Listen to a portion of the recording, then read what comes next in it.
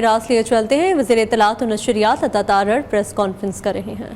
آواز اٹھاتا رہا ہے، اور آپ کو یاد ہوگا کہ جب پی ڈی ایم کی حکومت کے دوران وزیر اعظم کا یو این جنرل اسمبلی سے خطاب تھا، اس دوران بھی وزیر اعظم صاحب نے انتفاضہ کا ذکر کیا اور انہوں نے فلسطینیوں کے حق کی بات کی۔ تو یہ شروعات اس گورنمنٹ میں جب ریاض میں ورلڈ اکنامک فورم ہوا اور وزیر اعظم نے بڑی ہی کلیئر مینڈیٹ کے ساتھ، بڑی ہی کلیئر مائنڈ کے ساتھ یہ بات کی کہ غزہ میں امن کے بغیر دنیا میں امن قائم نہیں ہو سکتا۔ اور آپ کو یاد ہوگا کہ ریاض کا وہ ہال ورلڈ اکنامک فورم کا وہ تالیوں سے گونج اٹھا۔ تو یہ مواقع ہوتے ہیں کہ جس پہ آپ اپنے خیالات کا اظہار کرتے ہیں، اپنا موقف دیتے ہیں کہ جو غزہ کی صورتحال ہے اس پہ پاکستان کو نہ صرف تشویش ہے، پاکستان اس کے لیے آواز بھی اٹھا رہا ہے۔ اور میں سمجھتا ہوں کہ وزیر اعظم پاکستان شہباز شریف نے اس کاز کو چیمپئن کیا، اور اب جو ان کا رابطہ ہوا ہے آئرلینڈ اور ناروے کے وزرائے اعظم کے ساتھ، اور ان سے غزہ کی صورتحال پر تبادلہ خیال ہوا اور ان کے موقف کو سراہا گیا ہے، تو یہ اس کا بڑا اچھا امپیکٹ آئے گا، اور یہ مظلوم جو فلسطینی ہیں ان تک بھی یہ پیغام پہنچے گا کہ دنیا کے کچھ ممالک ہیں جو غزہ اور رفح کی صورتحال پر کنسرن بھی رکھتے ہیں اور اس حوالے سے اپنی آواز بھی اٹھا رہے ہیں اور آپس میں بھی رابطے قائم کر رہے ہیں۔ تو میں یہ سمجھتا ہوں کہ یہ گورنمنٹ آف پاکستان کی بڑی کلیئر پالیسی ہے، اور ہم فلسطین میں امن کے خواہاں ہیں۔ ہم چاہتے ہیں کہ جنگ بندی ہو، غزہ اور رفح میں مظالم بند کیے جائیں۔ تو یہ جو روابط ہے دوسرے ممالک کے ساتھ، یہ بہت اہمیت کے حامل ہیں، اور بین الاقوامی سطح پہ جب بھی کسی فورم پر بات ہوتی ہے تو اس پہ بھی وزیر اعظم صاحب اس پہ لیڈ لیتے ہیں۔ تو میں چاہوں گا کہ اس پہ ہم بھرپور اظہار یکجہتی کریں اور پوری قوم میں اظہار یکجہتی کرے غزہ کی عوام کے ساتھ، اور ہم ان کے ساتھ کھڑے ہیں، اور ہم چاہتے ہیں کہ ایک دیر پا امن کے لیے کوئی اس کا حل نکلے۔ میں اس کے علاوہ جو ایس آئی ایف سی میں بہت اہم فیصلہ ہوا کہ انویسٹمنٹ کو اور ٹریڈ کو فروغ دینے کے لیے، اور دیکھیے جہاں بھی جا رہے ہیں وزیر اعظم وہ بات ایک ہی کر رہے ہیں کہ ہم کشکول توڑنا چاہتے ہیں، ہمیں مالی امداد نہیں چاہیے، ہم تجارت کو اور سرمایہ کاری کو فروغ دینا چاہتے ہیں۔ اب جب تجارت اور سرمایہ کاری کی بات ہوتی ہے تو ایس آئی ایف سی ایک whole of the government approach ہے، اس کو بڑی پذیرائی مل رہی ہے، اور جو ہمارے دوست ممالک ہیں ان کے انویسٹر بہت خوش ہیں کہ ہمیں ون ونڈو آپریشن ملا ہے، ہمیں جگہ جگہ نہیں جانا پڑتا، ایک ہی فورم سے ہم اپنے تمام معاملات جو ہیں وہ حل کر لیتے ہیں۔ تو وزیر اعظم نے یہ فیصلہ کیا ہے کہ یہ 7 ڈیسک قائم ہوں گے: China desk, Qatar desk, U A E desk, سعودیہ ڈیسک، یورپین یونین ڈیسک، امریکہ ڈیسک اور فار ایسٹ ڈیسک۔ یہ 7 ڈیسک جو ہیں وہ ایس آئی ایف سی کے اندر قائم کیے گئے ہیں، جو خصوصی طور پہ ان کی توجہ مرکوز ہوگی پاکستان میں سرمایہ کاری لانے پر اور تجارت کے حجم کو بڑھانے پر۔ اب یہ جو 7 ڈیسک ہیں جس میں میں دہرائے دیتا ہوں، چائنا، یو اے ای، سعودی عربیہ، قطر، اس کے علاوہ کویت کو بھی شامل کیا گیا ہے، یورپین یونین کو شامل کیا گیا ہے، امریکہ کو شامل کیا گیا ہے، اور فار ایسٹ کو شامل کیا گیا ہے۔ تو اس سے بڑی مدد ملے گی، سرمایہ کاری کو فروغ ملے گا۔ اور آپ دیکھیے کہ یو اے ای کی جو سرکاری پریس ایجنسی ہے انہوں نے $10 ارب مختص کرنے کی خبر ریلیز کی، مختص۔ انہوں نے کہا کہ ہم نے یہ ایلوکیٹ کر دیے ہیں۔ سعودیہ کے ساتھ بھی جو $5 ارب کے حوالے سے انویسٹمنٹ کی بات چیت چل رہی ہے اس میں بھی خاصی پیش رفت ہے، اور انشاءاللہ تعالی جلد آپ کو نظر آئے گا کہ معاہدے سائن ہوں گے اور یہ حتمی شکل اختیار کریں گے معاہدے۔ اور یہ انویسٹمنٹ انشاءاللہ تعالیٰ پاکستان آئے گی. وزیر اعظم کا چین کا دورہ بھی اگلے چند دنوں میں آنے والا ہے اور یہ بہت اہمیت کا حامل ہے. سی پیک کے حوالے سے معاملات کو آگے بڑھانا, چین کی جو سرمایہ کاری ہے, چائنیز سیکیورٹی کے حوالے سے جو خدشات ہیں ان کو دور کرنا, اور اس کی مکمل تیاری کی جا رہی ہے, بھرپور تیاری کی جا رہی ہے. آئی ایم ایف کا جو یہاں سے وفد گیا ہے وہ بڑی مثبت انہوں نے پریس ریلیز جاری کی, اس پہ مزید بات کرنے کی ضرورت نہیں, وہ پازیٹیو طریقے سے انہوں نے پریس ریلیز جو ہے وہ جاری کر کے یہاں سے گئے ہیں. تو میں سمجھتا ہوں کہ آپ اگر کرنٹ اکاؤنٹ ڈیفیسٹ کو دیکھیں کہ تجارتی خسارہ ہمارا کم ہوا ہے, آئی ٹی کی ایکسپورٹس میں اضافہ ہوا ہے, مہنگائی میں جو ہے وہ کمی واقع ہوئی ہے. آپ اگر پچھلے ماہ سے کمپیئر کریں, پچھلے سال سے کمپیئر کریں, تو مہنگائی کا 17% پہ آ جانا میں سمجھتا ہوں بہت بڑی اچیومنٹ ہے. اور فورن ایکسچینج ریزروز کی اگر آپ بات کریں, زر مبادلہ کے جو ذخائر ہیں, کسی زمانے میں 15 دن کا ہمارے پاس کور ہوتا تھا, اب ہمارے پاس 2 ماہ کا کور اویلیبل ہے. تو یہ بھی ایک مثبت پیش رفت ہے کہ اکانومی ٹیک آف کر رہی ہے, اور الحمدللہ تمام جو بین الاقوامی مالیاتی جریدے ہیں, مالیاتی ادارے ہیں, وہ اس کی نشاندہی کر رہے ہیں کہ پاکستان کی اکانومی ریوائول کی طرف جا رہی ہے. اس میں مکینزی جو ٹاپ کنسلٹنٹ فرم ہے اس کو ہائر کیا گیا ہے وزیر اعظم کی خصوصی کاوش کے تحت ایف بی آر کی ڈیجیٹلائزیشن کے لیے, اور اس پہ بھی جو ہے وہ ملنڈا گیٹس فاؤنڈیشن کی فنڈنگ شامل ہے. تو پی آئی اے کی جو پرائیویٹائزیشن ہے تیزی سے چل رہی ہے. جو یورپ اور یو کے کی پی آئی کی فلائٹس تھیں وہ انشاءاللہ تعالیٰ جلد ریزیوم ہونے جا رہی ہیں. تو یہ تمام اچھی خبریں ہیں اور مثبت خبریں ہیں, اور میں سمجھتا ہوں کہ یہ ہماری خوش قسمتی ہے کہ الحمدللہ اتنے کم عرصے میں یہ معاملات اتنی تیزی سے آگے بڑھے ہیں. اب میں اس طرف آنا چاہتا ہوں کہ جو ملک دشمن قوتیں اس وقت سرگرم ہیں, اور دیکھیے یہ کوئی راکٹ سائنس نہیں ہے یہ پتہ کرنے کے لیے کہ آج کی 2024 کی سچویشن کو 1971 سے کس طرح ملایا جا رہا ہے, کون ملا رہا ہے, ان کا ایجنڈا کیا ہے, بالکل کلیئر ہے. یہ وہ لوگ ہیں جو کہتے ہیں کہ خان نہیں تو پاکستان نہیں, نعوذ باللہ. میں پہلے بھی کہہ چکا کہ پاکستان تا قیامت رہے گا انشاءاللہ تعالی, اور پاکستان 27ویں رمضان کی شب مارز وجود میں آیا تھا. اس پاکستان نے ترقی کرنی ہے, اس پاکستان نے آگے بڑھنا ہے, اس پاکستان نے اقوام عالم میں اپنا مقام بنانا ہے.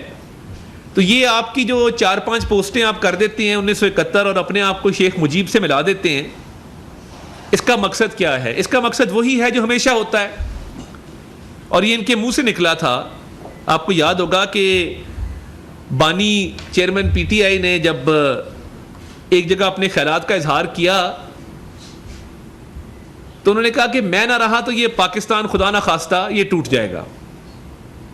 یعنی آپ اپنی سیاسی بقا کو پاکستان کی سالمیت سے لنک کرتے ہیں, آپ اپنے سیاسی مفادات, چھوٹے چھوٹے سیاسی مفادات کی خاطر پاکستان کے مفادات کو داؤ پر لگاتے ہیں.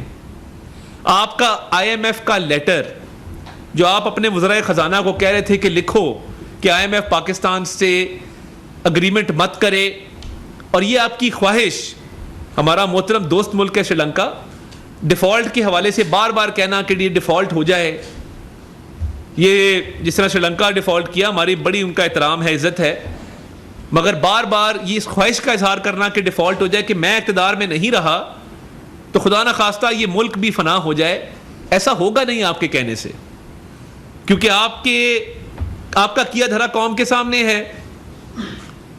آپ آئی ایم ایف کی ڈیل کو سیبوٹاج کرنا ہو اور آپ لیٹر لکھیں آئی ایم ایف کو, آئی ایم ایف کے باہر مظاہرے کروائیں, پاکستان کے جی ایس پی پلس سٹیٹس کو نقصان پہنچانے کی کوشش کریں, اور بار بار آئی ایم ایف کو یہ کہیں کہ پاکستان کے ساتھ تعاون نہ کیا جائے تاکہ یہاں پہ مہنگائی ہو, یہاں پہ معاشی استحکام نہ آ سکے.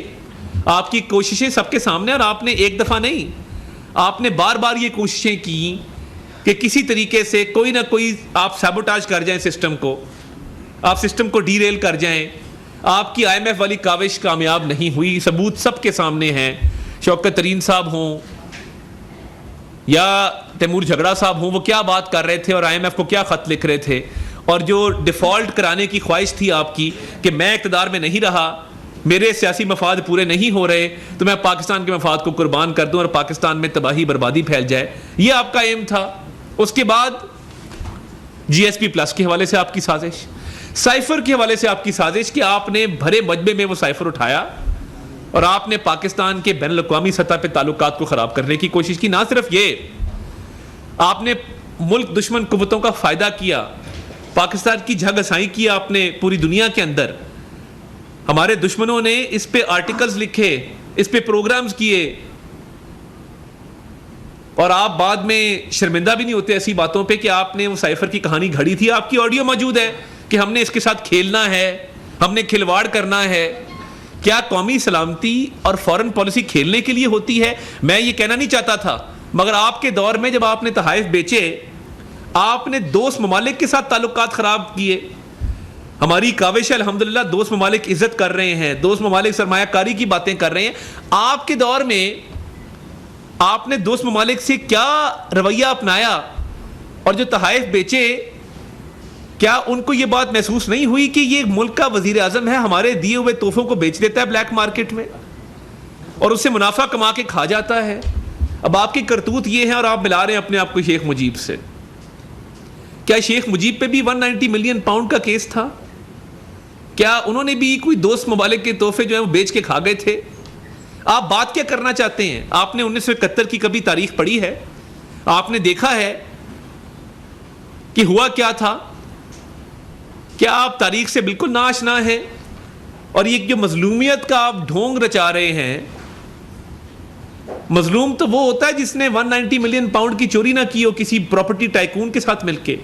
مظلوم تو وہ ہوتا ہے جس نے بلیک مارکیٹ میں تحائف نہ بیچے ہو. مظلوم تو وہ ہوتا ہے جس نے اپنے ایسٹ ڈیکلیریشن کے اندر تمام اپنی اولاد کو ڈکلیئر کیا ہو.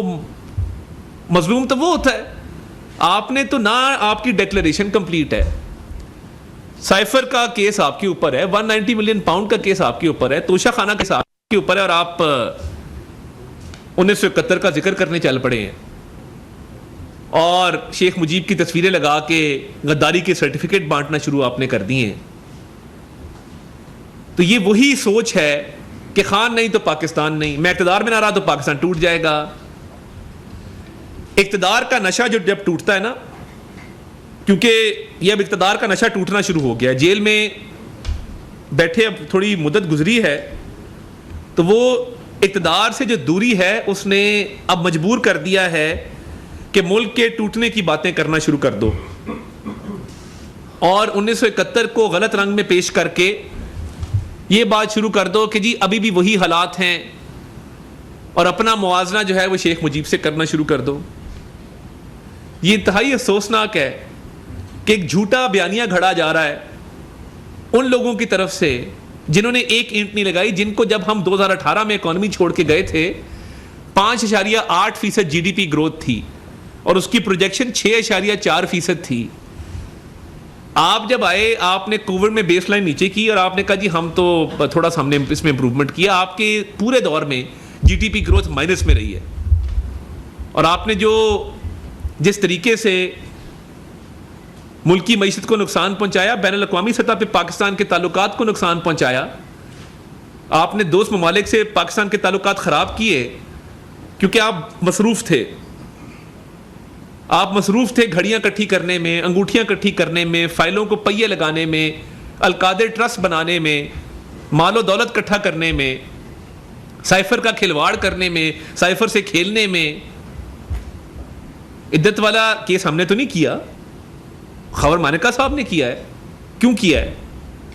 آپ یہ ساری چیزیں کر رہے تھے مگر ملک کی تعلقات جو بین الاقوامی سطح پہ اس کی آپ کو پرواہ نہیں تھی. آپ یہ ساری چیزیں کر رہے تھے مگر آپ کو ملک کی معیشت کی پرواہ نہیں تھی. آج آپ ملک کے ٹوٹنے کی باتیں کرتے ہیں کہ میں مظلوم ہوں, تو یہ مظلومیت کہنے سے نہیں ہوتی ہے. اور آپ جس طریقے سے اس ملک کی بنیادوں کو کھوکھلا کرنا چاہتے ہیں یہ ہونے نہیں دیں گے انشاءاللہ تعالی. اور یہ بار بار ملک کو دیوالیہ کرنے کی کوشش, اب جب ملک ڈیفالٹ نہیں کیا, ان کے ارمان ٹوٹے. میں آپ کو بتاؤں ان کی خواہشوں کا جو ایک انہوں نے خواب تعمیر کیے ہوئے تھے وہ خواب جو ہیں وہ پاش پاش ہوئے ہیں, اور ان کی کوشش تھی کہ یہ کسی بھی طریقے سے ملک ڈیفالٹ کر جائے اور میں سیاسی فائدہ اٹھاؤں, جس طرح سائفر سے سیاسی فائدہ اٹھانے کی کوشش کی گئی, جس طرح ملک دشمن بیانیاں بنا کے 9 مئی کے حملے کر کے سازش کر کے سیاسی فائدہ اٹھانے کی کوشش کی گئی. یہ سیاسی فائدہ اٹھاتے ہیں ملک کی سالمیت کو داؤ پہ لگا کے. 9 مئی کو دیکھ لیں, IMF والے معاملات کو دیکھ لیں, ملک ڈیفالٹ کرنے کی خواہش کو دیکھ لیں, ملک ٹوٹنے کی خواہش کو دیکھ لیں. پاکستان سب سے پہلے ہے, سیاست اور سیاستدان بعد میں ہے. اس پاکستان پہ جان بھی قربان. ہمارے جیسے سیاستدان آتے رہیں گے جاتے رہیں گے, ہم ایریلیونٹ ہوں گے. اس پاکستان نے رہنا ہے, اس پاکستان کی سالمیت, اس پاکستان کا استحکام امپورٹنٹ ہے. آپ کی خواہشات امپورٹنٹ نہیں ہے کہ آپ جیل جائیں, اقتدار سے دوری ہو اور آپ کا اقتدار کا نشہ ٹوٹے تو آپ یہ خواہش کرنا شروع کر دیں کہ خدا نہ خواستہ یہ ملک ٹوٹ جائے. یہ نئی کیمپین اب لانچ کی ہے. اس کی فنڈنگ کہاں سے آ رہی ہے, اس میں ملک دشمن قوتیں کون کون سی شامل ہیں, پوری دنیا جانتی ہے. مجھے آپ بتا دیجئے کیا وجہ ہے کہ آپ نے میئر آف لنڈن کے الیکشن میں زیک گولڈ اسمتھ کا ساتھ دیا تھا, آپ نے صادق خان کا ساتھ نہیں دیا. آپ کی مرضی ہے, چوائس ہے, آپ نے اچھا کیا ہوگا اپنی طرف سے, مگر زیک گولڈ اسمتھ کی بھی ہسٹری کبھی اٹھا کے دیکھ لیں تو آپ کو سمجھ آ جائے گی کہ یہ تانے بانے کہاں سے ملتے ہیں. اور یہ ہر روز جو ملک دشمن بیانیاں اٹھایا جاتا ہے, یہ کیوں اٹھایا جاتا ہے, اور کیوں ڈیفالٹ کی خواہش کی جاتی ہے, کیوں IMF کے معاہدے کو کینسل کرنے کی خواہش کی جاتی ہے, کیوں GSP پلس سٹیٹس لینے کی خواہش کی جاتی ہے, کیوں 9 مئی جیسے فوج پہ اور شہداء کی فیملیز پہ حملے کرنے کی خواہش کی جاتی ہے, کیوں شہداء کے مجسموں کو, جن کی دشمن بھی عزت کرتا ہے کیپٹن کرنل شیر خان کی, ان مجسموں کو مسمار کر کے فخر محسوس کیا جاتا ہے, کیوں 1971 کا ذکر کر کے اپنے آپ کو شیخ مجیب سے ملایا جاتا ہے. یہ تمام تر چیزیں وہ ہیں جو کبھی مرحوم حکیم سعید اس کا ذکر کر گئے تھے. کبھی پڑھے ہسٹری, اپنی آپ کو پتہ لگے گا کہ یہ بانی چیئرمین PTI کے اصل مقاصد کیا تھے, اور یہ اقتدار میں رہ جاتا تو اس ملک کے ساتھ کیا کرتا, اور اس نے کیوں دوست ممالک کے ساتھ تعلقات خراب کیے, اور کیوں پاکستان آئسولیشن کا شکار ہوا. اب تو کامیابیاں مل رہی ہیں, میں نے ابھی روشنی ڈالی اس پہ. یہ سازشیں آپ کی کامیاب نہیں ہوں گی. جس طرح آپ 9 مئی کو ناکام ہوئے تھے, آپ یہ جو کیمپین چلا رہے ہیں آپ اس میں بھی ناکام ہوں گے, کیونکہ آپ کا مکروہ اور گھرونا چہرہ پوری قوم دیکھ چکی ہے. تو ہم تو انشاءاللہ تعالیٰ یہ جو اکنامک پروگرس کے پاتھ پہ ہم جا رہے ہیں, اور ملک جو ہے وہ ترقی کی اشارہ پر گامزن ہے. فیکٹس اینڈ فگرز آپ کے سامنے ہیں. اس ملک نے ترقی کرنی ہے, تا قیامت قائم رہنا ہے, اور اس میں شہباز شریف صاحب کی حکومت بھرپور کردار ادا کر رہی ہے اور کرتی رہے گی. سفارتی محاذ پہ جو کامیابیاں ہیں, وہ غزہ پہ, رفح پہ آواز اٹھانا ہو, ان ممالک کے ساتھ رابطہ ہو جو اس پہ آواز اٹھا رہے ہیں, دوست ممالک کے ساتھ سرمایہ کاری کا معاملہ ہو, آنے والے دنوں میں چین کا جو وزٹ ہے وہ اہمیت کا حامل ہے. تو یہ تمام چیزیں آپ کو ہضم نہیں ہو رہی, کیونکہ آپ یہ کر نہیں سکے تھے اپنے دور میں, اور اب کسی اور کو یہ کرتا آپ دیکھ نہیں سکتے کہ آپ کے سیاسی مخالف جو ہیں وہ اتنا کچھ اچیو کر جائیں کہ $10 ارب کی انویسٹمنٹ UAE مختص کر دے, سعودیہ کی طرف سے انویسٹمنٹ جو ہے وہ اگریمنٹ جو ہے تقریباً حتمی شکل اختیار کر جائیں, چین جو ہے وہ عزت تکریم کے ساتھ ایک بہت اچھا دورہ آپ کا آرگنائز کرے. یہ چیزیں آپ کو ہضم نہیں ہو رہی جیل میں بیٹھے ہوئے, اس لیے آپ اب پاکستان کو توڑنے کی بات اتر آئے ہیں. آپ کے کہنے سے کچھ نہیں ہوگا, یہ پاکستان انشاءاللہ تعالیٰ ترقی کر کے رہے گا. بہت شکریہ. سب 2 سوال ہیں آپ کی باتوں سے. ایک تو ملک ریاض کا بیان ہے, کل سے وہ ڈاک ٹرینڈ بنا ہوا ہے, جی بالکل, اور وہ سارا آپ کے اوپر ہی آ رہی ہے باتیں کہ آپ شاید آپ کی حکومت اسٹیبلشمنٹ ان کو مجبور کر رہی ہے, اس پہ بتا دیں. دوسرا آپ نے فلسطین کا ذکر کیا, جو انٹرنیشنل کورٹ پہ وار کرائم اسرائیل کے وزیر اعظم کے خلاف مقدمہ کرنے کا بنا ہے, اس پہ حکومت پاکستان کا کیا؟ بہت شکریہ جی. میں سب سے پہلے تو دیکھیے 190 ملین پاؤنڈ کا کیس مالک صاحب کو چاہیے تھا کہ باہر بیٹھ کے تو بات نہیں ہوتی نا, شامل تفتیش آپ ہوں نا, اور یہ پلیز اس کو میوٹ نہ کیجیے گا, ٹی وی چینل سے میری درخواست ہے. کوئی بھی کیس ہو کسی بھی قسم کا, آپ آ کے شامل تفتیش تو ہونا, پھر بتائیں کہ جی دباؤ ڈالا جا رہا ہے.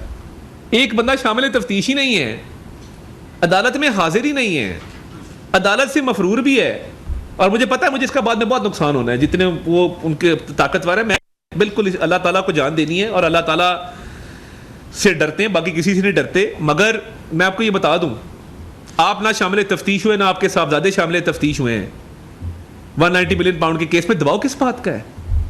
وعدہ معاف گواہ تو وہ بنتا ہے جو شامل تفتیش ہوا ہو. کیا آپ کورٹ کے سامنے حاضر ہیں؟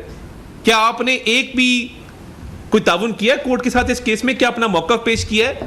تو پھر وعدہ معاف گواہ کس بات کے، پریشر کس بات کا؟ آپ تو اس کیس میں شامل تفتیش ہی نہیں ہوئے ہیں پراپرلی. اور دیکھیے وزیر اعظم صاحب نے انٹرنیشنل کورٹ آف جسٹس کا جو فیصلہ آیا تھا 13-2 کی اکثریت سے، اس کو ویلکم کیا اور فلسطین کے کاز کے لیے ہر جگہ اپنی آواز اٹھا رہے ہیں. تو باقی بھی جو آپ نے جس کا ذکر کیا انشاءاللہ تعالیٰ آنے والے وقت میں اس پہ جو ہے وہ واضح موقف انشاءاللہ تعالیٰ دیں گے. سر وزیر اعظم نے غزہ کے معاملے پر ناروا لینڈ کے وزیر اعظم سے گفتگو بھی کی اور بڑا اپریشیٹ بھی کیا.